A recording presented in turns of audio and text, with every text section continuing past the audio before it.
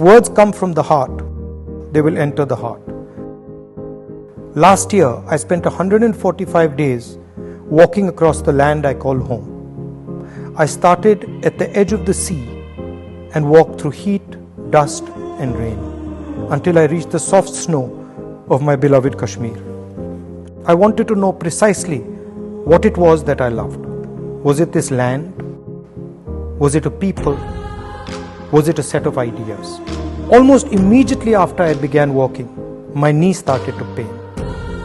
Like a hungry wolf, it would follow me everywhere I went, waiting for me to stop. And then I started to notice something. Every time I would think about stopping, every time I considered giving up, someone would come and gift me the energy to continue. Once it was a lovely little girl with a beautiful letter. Another time an old lady. Then a man who suddenly ran up to me and hugged me.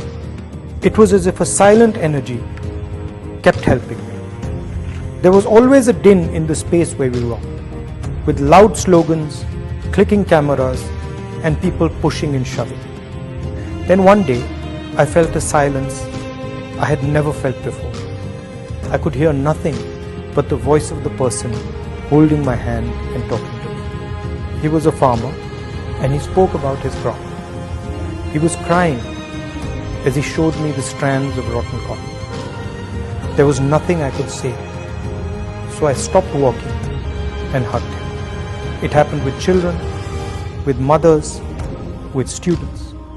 It happened with shopkeepers, carpenters, and laborers. It happened with soldiers. Now, I would almost never hear myself or the crowd. My attention would not move from the person who spoke into my ear. The object of my love had suddenly revealed herself. My beloved Bharat Mata was not a land. It wasn't a set of ideas. It wasn't a particular culture, history, or religion.